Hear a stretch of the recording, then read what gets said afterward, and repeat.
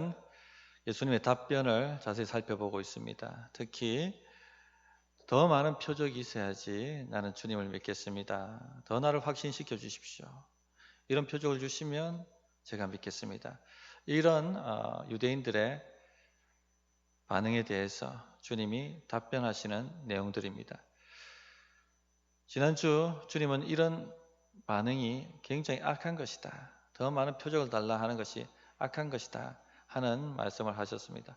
오늘은 눈이 문제다. 빛이 문제가 아니라 눈이 문제다 하는 것을 다루려고 합니다.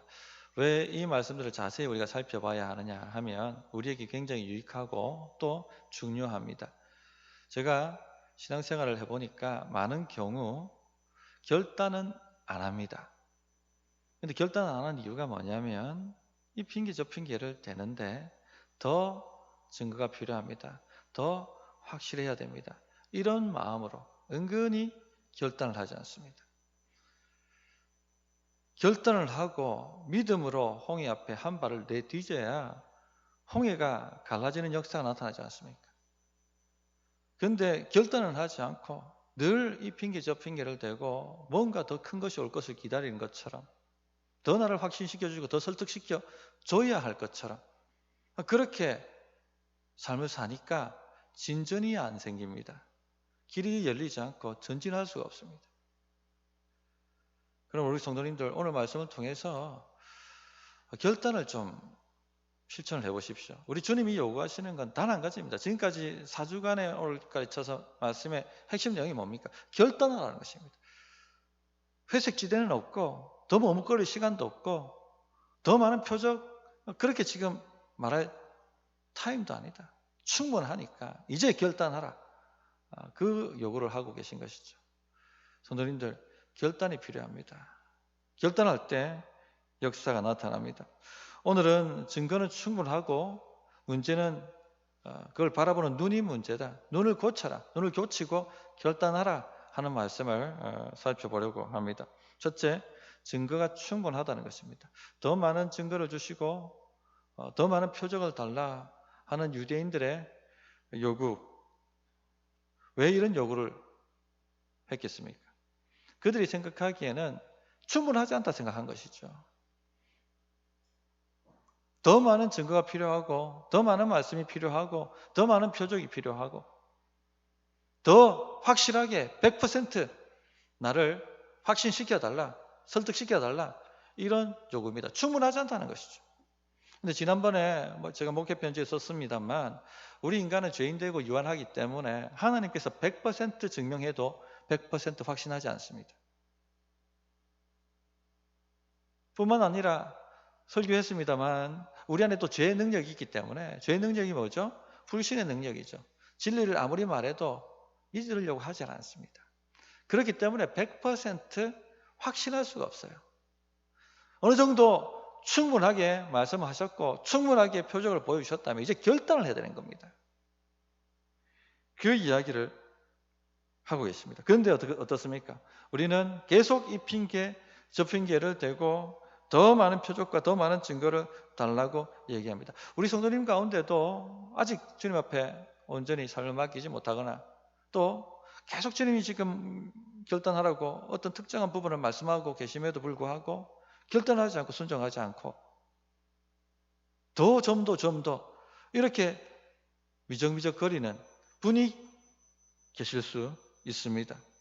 또 어떤 분들은 좀 더 많이 배워야지. 제가 좀 배움이 부족해서 더 많이 성경을 알고 더 많이 좀 말씀을 듣고 난 후에야 결단할 수 있지 않겠습니까? 이렇게 이야기하시는 분도 있을 수 있겠습니다.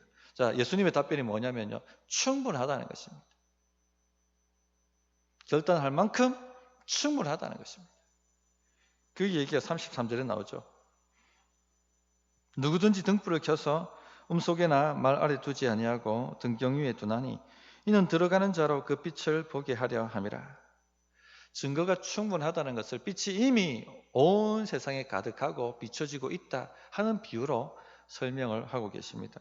음은 땅을 파서 거기에 채소라든지 곡식을 저장하는 그런 땅 속의 창고를 말합니다. 또 말은 잘 알고 계시지만 한 말 두 말 할 때 그 곡물을 재는 그릇을 말하지 않습니까? 우리가 등불을 켜면 음속에 두기 위해서 켭니까? 아니죠. 우리가 등불을 켜면 말 아래 두기 위해서 등불을 켭니까? 절대 그렇지 않습니다. 등불은 어디다 켭니까? 등경 위에 둡니다. 등경 위에. 왜냐? 등불을 켰다는 것은 방을 밝히기 위해서 켜는 것이기 때문에 반드시 등경 위에 두게 되어 있습니다. 바보가 아니고서는 등경 위에 두게 되어 있습니다. 오늘로 치면 형광등을 의자 밑에, 침대 밑에 다는 사람 없습니다. 장롱 안에 다는 사람 없습니다. 바보가 아닌 이상. 형광등은 천장에 달죠. 왜? 다는 이유가 밝히기 위해서. 온 방을 밝히기 위해서 설치하는 것이기 때문에 그렇게 두는 것입니다. 예수님은 세상의 빛이십니다. 세상의 빛으로 이곳에 오셨습니다. 주님은 그렇다면 온 천지에 말씀을 전하시고 빛을 비추기 위해서 여기에 오신 것이죠. 요한복음 8장 12절에 예수께서 또 말씀하여 이르시되 나는 세상의 빛이니 나를 따르는 자는 어둠에 다니지 아니하고 생명의 빛을 얻으리라. 그렇게 말씀하셨어요. 예수님께서 선택받은 몇몇 사람한테 아주 비밀리에 가셔가지고 말씀을 전하시고 비밀리에 그들만 알 수 있도록 표적을 행하시고 그렇게 하시지 않았습니다. 공개적으로 드러내놓고 모든 사람이 볼 수 있도록 표적을 행하셨고 모든 사람이 들을 수 있도록 말씀을 가르쳤습니다. 모든 눈이 보았고 모든 귀가 들었습니다. 어떤 사람도 어떤 누구도 나는 보지 못했고 나는 듣지 못했다라고 말할 수 없었습니다. 귀신들이 떠나갔고 공개적으로 모든 사람이 보는 앞에서 떠나갔고 중풍병자가 자리를 털고 일어나 집으로 돌아갔고 걷지 못했던 자가 일어나 껑충껑충 뛰었고 보지 못했던 자가 눈으로 보았고 듣지 못했던 자가 귀로 들었고 심지어는 죽었던 자들도 일어났습니다. 무덤 문을 열고 나왔습니다. 이것은 은밀하게 행한 것이 아니라 공개적으로 모든 사람이 보도록 행하셨습니다. 하나님의 말씀도 비밀리에 가르치지 않았죠. 어떤 이단은 주의 말씀이 수수께끼가 왔고 비유와 같다라고 소수의 몇 명 사람만 알아들을 수 있다라고 헛된 말을 합니다. 그러나 주님은 빛으로 오셨습니다. 모든 것을 공개적으로 누구나 분명히 알아들을 수 있도록 말씀을 전하셨습니다. 수수께끼를 하시지 않으셨습니다. 성경을 가지고 내가 메시아다 하는 것을 분명하게 가르치셨죠. 하나님이 누구신지 인간은 지금 죄와 사망 가운데 처해 있고 영원한 하나님의 심판을 받을 수밖에 없는 죄인인 것을 드러내고 말씀하셨습니다. 유일하게 살 수 있는 방법은 십자가에서 자신의 피를 흘려 속죄하신 어린 양 예수 그리스도를 믿는 것 외에는 그 은혜에 나아가는 것 외에는 길이 없음을 분명하게 밝히 말씀해 주셨습니다. 조금도 숨기시지 않으셨어요. 왜 숨기시겠습니까? 빛으로 오셨는데 왜 말 아래 우말에 두시겠습니까? 모든 사람이 들을 수 있도록 모든 사람이 볼 수 있도록 충분하게 빛을 비추셨습니다. 충분하게 말씀하셨고 충분하게 증거하셨습니다. 결단하기에 충분하다는 것입니다. 증거는 충분했습니다. 이미 많은 증거, 이미 많은 표적들이 3년 동안 행해졌습니다. 어떤 누구도 부족하다라고 핑계할 수가 없었습니다. 그런데 오늘날은 더 그렇습니다. 지난주도 말씀드렸습니다만 오늘날처럼 모국어로 자신의 언어로 성경을 읽을 수 있는 시대 얼마 되지 않았습니다. 빛은 충분하게 비쳤습니다. 만약 성경이 없다고 생각해 보십시오. 유대 민족들 예수님 당시 큰 대도시의 회당에 성경이 한 권씩 비치되어 있었어요. 만약 그런 시대에서 우리가 살고 있다고 생각해 보십시오. 하나님이 누구신지, 예수님이 누구신지, 성령님이 누구신지, 어떻게 구원을 받는 것인지, 어떻게 이 위기에서 살아남을 수 있는 것인지 전혀 알 길이 없는 거예요. 캄캄하죠. 오늘날처럼 스마트폰을 열든지 아니면은 TV를 틀든지 기독교 방송을 통해서 수많은 설교가 쏟아지는 시대도 얼마 되지 않았습니다. 조그만 마음이 있다면 얼마든지 하나님의 말씀을 들을 수가 있습니다. 설교가 없다고 생각해 보십시오. 지금 이런 시대가 아니라고 생각해 보십시오. 어떻게 기도해야 되는지, 교회는 무엇인지, 어떻게 신앙생활을 해야 되는 것인지, 어떻게 구원받는 것인지 알 길이 없어요. 캄캄할 것입니다. 보십시오. 그렇다면 지금 우리 시대는요, 빛이 완전히 충만하게 비춰져 있는 시대입니다. 더 많은 증거가 필요하고 더 많은 빛이 필요하다라고 말할 수 없는 시대입니다. 스바 여왕이 들었던 말씀은 잠언밖에 없습니다. 솔로몬의 잠언. 그러나 우리는요, 창세기부터 요한계시록까지 엄청난 빛을 소유하고 있습니다. 니느웨 사람들은요, 40일 후에 이 니느웨가 멸망당할 것이다, 회개하라 하는 단 한 문장의 메시지를 들었습니다. 그것도 마지못해 전했던 요나 선지자의 메시지를 들었습니다. 그러나 오늘 어떻습니까? 우리는 자신의 목숨을 죄인들을 위해서 내어놓기를 마다하지 않은 예수님께서 전하신 그 풍성한 메시지를 우리는 듣고 있습니다. 빛이 부족하다. 더 많은 증거가 필요하고 더 많은 가르침이 필요하고, 그렇게 핑계할 수가 없습니다. 그렇게 핑계하는 것은 악한 것이죠. 결단을 해야 됩니다. 결단을. 이제 진짜 결단을 해야 될 타임입니다. 자, 그렇다면 빛이 충분을 하다면 무엇이 문제입니까? 눈이 문제인 것이죠.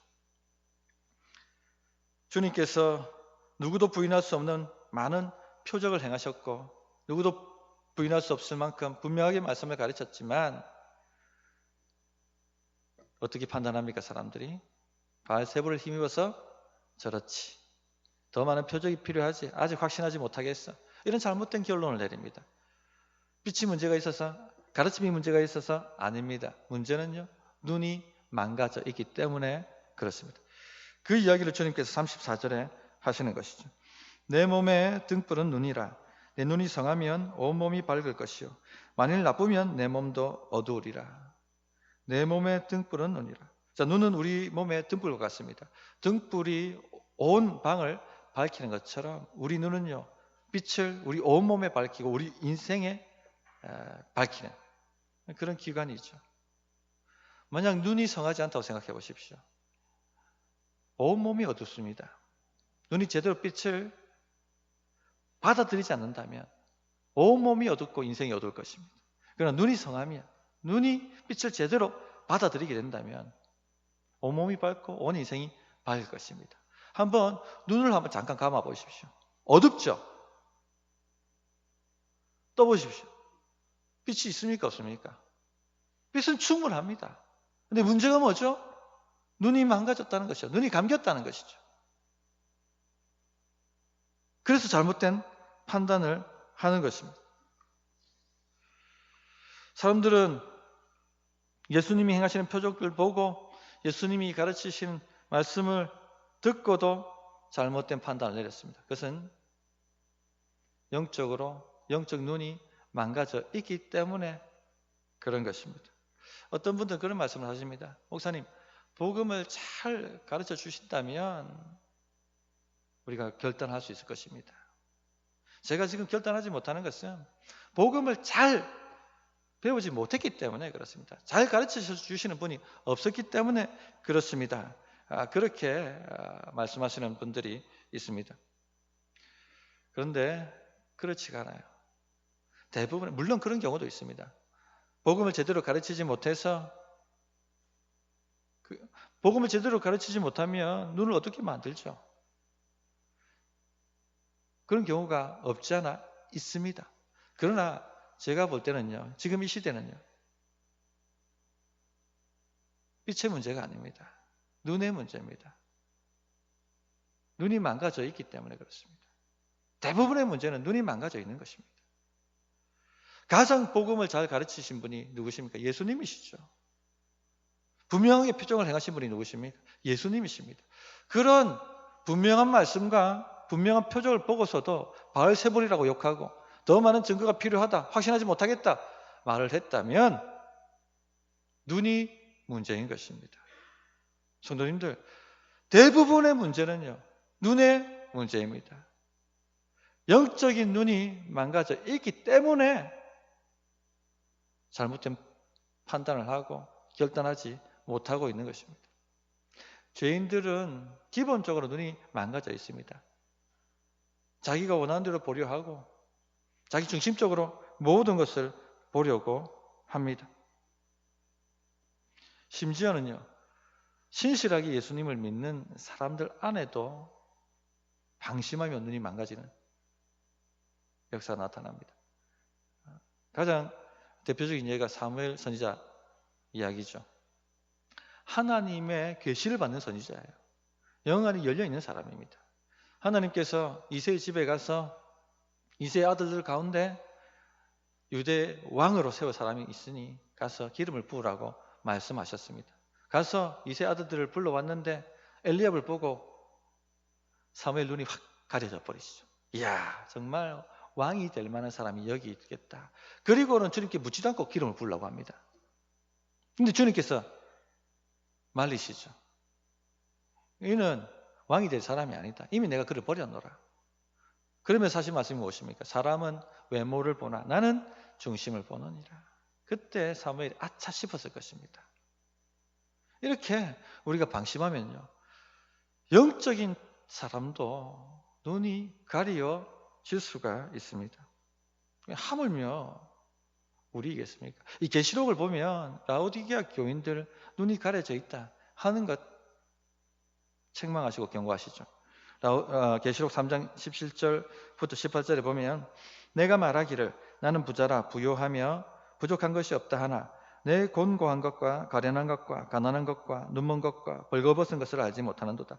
내가 너를 권하노니 내게서 불로 연단한 금을 사서 부요하게 하고 흰옷을 사서 입어 벌거벗은 수치를 보이지 않게 하고 안약을 사서 눈에 발라 보게 하라. 지금 눈이 가려져 있으니까 자신이 영적으로 얼마나 가련하고 부족하고 공고하고 가난하고 헐벗고 벌거벗었고 눈이 멀어 있다 하는 것을 알지 못하고 있습니다. 왜냐? 외적으로 너무 잘 되거든요. 하는 일마다 잘 되고 부유하고 부족함이 없고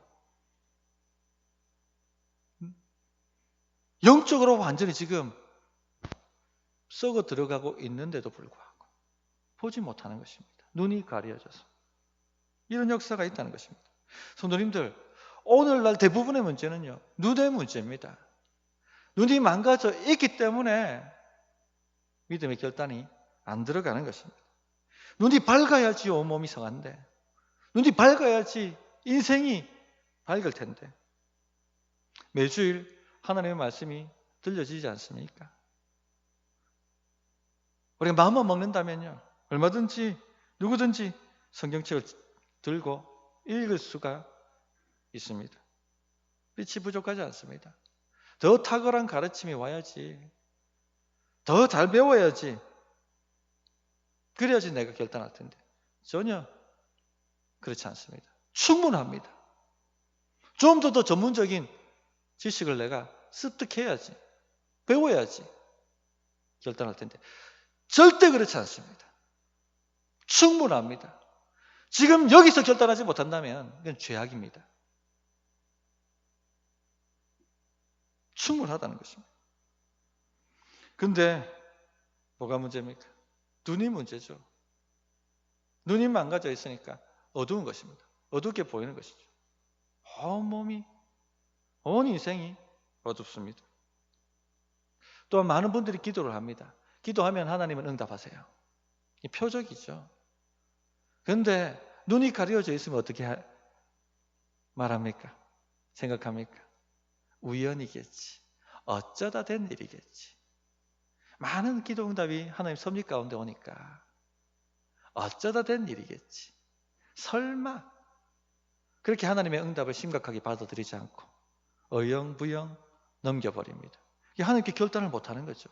하나님께 인생을 맡겨드리지 못하는 것이죠. 도로 돌아가는 겁니다. 옛날 삶으로. 여전히 애굽을 넘어가지 못하고 홍해를 열지 못하고 여전히 그 안에서 그냥 살다가 가는 것이죠. 제가 기도 생활을 해보니까요, 이런 걸 많이 경험하게 되더라고요. 기도하면 응답이 옵니다. 표적이 옵니다. 그런데 무슨 생각이 딱 같이 올라오느냐면요. 우연이겠지. 이런 생각이 올라온다니까요. 어쩌다 된 일이겠지. 사도 바울이 소아시아, 지금 터키 지역이죠. 거기에 복음을 전하려고 했습니다. 근데 계속 길이 막혔습니다. 하나님 왜 길이 막힐까요? 기도하고 또 기도했습니다. 근데 어느 날 마게도냐 사람 하나가 환상 가운데 손짓하는 장면이 탁 하고 지나갑니다. 이게 뭐지? 하나님께서 마게도냐로 방향을 틀라고 하시는 것인가? 그리고 결단하고 마게도냐로 넘어가지 않습니까? 하나님의 복음이 유럽을 넘는 역사적 사건이었습니다. 이게 눈의 문제예요. 하나님의 응답을 어떻게 바라볼 것인가? 눈의 문제입니다. 이것이 인생을 밝게 만듭니다. 이것이 세상을 밝힙니다. 성도님들, 그러므로 눈이 망가졌는지 살피셔서 고쳐야 됩니다. 눈이 망가지는 데는 여러 가지 원인이 있습니다. 오늘 그 원인을 좀 말씀드리고자 합니다. 우리 눈이 안 보이면 가만두지 않지 않습니까? 병원에 가가지고 시력이 안 좋으면 안경을 쓰고 눈곱이 끼었으면 안약을 바르고 수술을 해야 되면 수술합니다. 영적인 눈도 그냥 방치하면 안 돼요. 인생이 어두워지기 때문에. 하나님께 나아가서 원인이 무엇인지를 밝혀서 고쳐야 됩니다. 첫째 원인이 뭐냐? 왜 망가지느냐? 자기 안에 빛이 있다고 생각하는 것이 눈을 망가뜨려 버립니다. 자, 유대인들이 엄청난 주님의 표적을 보고도 3년 동안 엄청난 표적을 보았고 엄청난 말씀을 들었음에도 바알세불이라고 욕하고 더 많은 증거가 필요하다라고 말하니 이유는요. 자기 안에 빛이 있다고 생각하기 때문에 그렇습니다. 나는 예수님 없이도 잘 살 수 있어. 나는 예수님 없이도 부유하고 부족함이 없고 내 안에 빛이 있기 때문에 그렇게 생각하기 때문에 어두워진 것입니다. 예수님은 그 빛이라고 생각하는 것이 어둠이 아닌지 보라고 말씀하고 계시죠. 35절. 그러므로 내 속에 있는 빛이 어둡지 아니한가 보라. 네가 내 속에 빛이 있다고 생각하는데 그 빛이 어둠이 아닌지 보라 하고 주님이 말씀하시는 것입니다.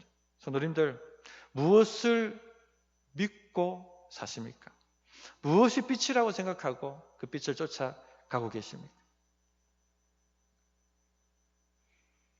예수님 없이도 나는 부유하고 부족함이 없다. 혹 그렇게 생각하고 계시지는 않습니까? 예수님 대충 믿어도요. 돈 걱정 없고 예수님 대충 믿는데 일이 잘 풀리고 이러면요. 우리 마음에 빛이 있다고 생각합니다. 주님 없이도 나는 부유하고 부족함이 없다 생각해요.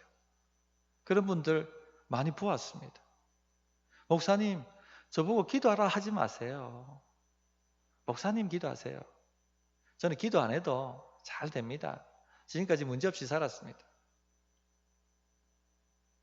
기도 안 해도 됩니다. 하늘도 스스로 돕는 자를 돕지 않습니까? 내가 잘해야 되지. 기도한다고 됩니까? 그렇게 말씀하셨어요. 자기 안에 빛이 있다고 생각하니까 말씀을 거부하는 것이죠. 말씀대로 받아들이지 않습니다. 그러다 이번 큰 코 다치셨어요. 온 몸이 어두워지는 것입니다. 눈이 망가져 있기 때문에. 우리 성도님들 혹시 이런 태도를 가지고 살고 계시진 않습니까? 온 몸이 어두워집니다. 우리 안에 빛이 없습니다. 두 손 두 발 다 들고 주님 아니면 되지 않습니다 하는 마음으로 주님 앞에 나아와야 합니다. 둘째는요, 선입견이 우리 눈을 망가뜨립니다. 예수님께서 고향 마을에 가셔서 복음을 전하시는데 고향 마을 사람들이요 어찌된 판인지 분노하고 예수님을 낭떠러지로 데리고 가서 비로 떨여서 죽이려고 했습니다. 거부하는 정도가 아니라 죽이려고 했습니다. 왜 그렇습니까? 왜 이렇게 제대로 알아보지 못한 것이죠? 선입견 때는 거예요. 선입견. 목수의 아들 예수가 아니냐. 사무엘이 엘리야에게 기름을 부으려고 했죠. 왜? 왕의 풍채는 이러해야 한다 하는 선입견이 있었거든요. 주님께 묻지도 않고 그냥 이 선입견이요, 우리 눈을 가려버립니다. 눈을 망가뜨려 버립니다. 우리는요, 모두 다 세상적인 걸 다 갖고 있습니다. 다 자기 나름대로 관점이 있어요. 자기 나름대로 관점으로 말씀을 봅니다. 어릴 때부터 자라왔던 배경, 또 우리 안에 있는 재성, 또 탐욕과 욕심, 자기 고집, 자기 뜻, 또 이 세상의 문화, 그리고 두려움과 상처, 이런 것들이 세간경을 만듭니다. 그래서 하나님의 말씀하신 대로 보지를 못합니다. 저는요, 목사님 말씀에 동의하지 않습니다. 목사님 설교 그렇게 하시면 안 되죠. 가끔 이렇게 말씀하시는 분이 있어요. 집사님, 하나님 말씀이 그렇다고 하지 않습니까? 이 말씀을 그렇게 해석하시면 안 되고 이렇게 해석하셔야 됩니다. 듣지를 않으세요. 목사님이 틀렸다고 얘기합니다. 집사님, 신학하셨어요? 아니요 합니다. 그런데도 받아들이질 않아요. 눈이 완전히 망가진 것이죠. 어두운 것이죠. 이런 태도를 고치지 않으면요, 인생 어두워집니다. 어두울 수밖에 없어요. 셋째, 이렇게 눈을 가리는 배우는요, 사탄입니다. 사탄. 그래서 고린도후서 4장 4절에 그 중에 이 세상의 신이 믿지 아니하는 자들의 마음을 혼미하게 하여 그리스도의 영광의 복음의 광채가 비추지 못하게 하매니 그리스도는 하나님의 형상이니라. 마음을 혼미하게 만들어서 영적인 눈을 가려버립니다. 마귀가 뒤에서 역사하고 있기 때문에 우리 능력으로는요, 우리 눈을 고칠 수가 없습니다. 하나님께서 눈을 고쳐주셔야 됩니다. 우리 눈을 열어주셔야 합니다. 사도 바울이 빌립보에서 복음을 전할 때 하나님께서 루디아의 눈을 열어주셨죠. 그 첫 설교에 하나님 눈을 열어주셨습니다. 그리고 인생이 밝아졌습니다. 성도님들, 그런 역사가 매주일 우리 교회에 일어나야 합니다. 그렇게 되기 위해서 기도하십시오. 하나님, 내 눈을 열어주십시오. 우리가 성경을 잡고 읽을 때마다 우리 눈이 열려서 그 성경의 말씀이 그대로 보이는 역사가 일어나야 됩니다. 그러므로 겸손하게 하나님 앞에 나와 눈을 열어달라고 기도하셔야 됩니다. 하나님, 나의 모든 선입견을 내려놓습니다. 내가 안다고, 내가 할 수 있다라고 생각하는 모든 교만을 내려놓습니다. 나의 굽어진 마음을 바로 잡아주셔서 주님의 말씀이 보라는 대로 보일 수 있도록 나의 영적인 눈을 열어주십시오. 그렇게 기도하셔야 됩니다. 우리가 매주일마다 예배 참여할 때마다 그렇게 준비하고 오셔야 돼요. 또 대표 기도하시는 분들도 이 기도를 빼먹지 않고 해주셔야 됩니다. 마음밭을 준비시켜 주시고 우리 성도들의 눈을 열어주십시오. 왜냐? 대부분의 문제가 눈의 문제이기 때문에 그런 것입니다. 일단 말씀에 눈이 열리기 시작하면요, 선순환이 일어납니다. 더욱더 눈이 밝아지고 인생이 밝아집니다. 시편 19편 8절에 여호와의 교훈은 정직하여 마음을 기쁘게 하고 여호와의 계명은 순결하여 눈을 밝게 하시는도다. 매사를 하나님의 관점으로 보는 눈이 열리는 것입니다. 그렇게 되면요, 온몸이 밝습니다. 주의 말씀이 빛이 비치기 때문에 구덩이에 빠질 일이 없습니다. 걸려 넘어지지 않고 실족하지 않습니다. 그런 역사가 우리 성도님들 삶 가운데 충분하게, 충만하게 일어나기를 바랍니다. 말씀을 정리하도록 하겠습니다. 우리 시대에 하나님의 증거와 말씀은요, 충분합니다. 빛이 문제가 아니고, 빛이 부족한 문제가 아니고 눈의 문제입니다. 눈의 문제.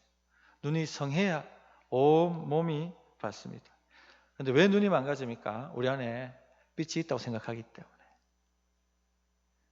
주님 없이도 살만한 것이 내 안에 있다고 생각하니까 그게 우리 눈을 가려버립니다. 두 손 두 발 다 들고 주님 앞에 오십시오.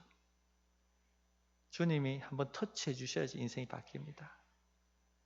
주님이 한번 붙들어 주셔야지 홍해가 열리는 것입니다. 또 우리 안에 있는 색안경을 다 내려놓고 주님이 보라는 대로 볼 수 있도록 기도하십시오. 매주일마다 루디아의 눈을 여셨던 우리 주님이 우리의 눈을 열어주시길 간구하실 때 우리 성도님들 삶에 하나님의 빛이 광명이 충만하게 비추는 역사가 나타나게 될 것입니다. 어떻게 응답해야 될지 1분간 기도하겠습니다.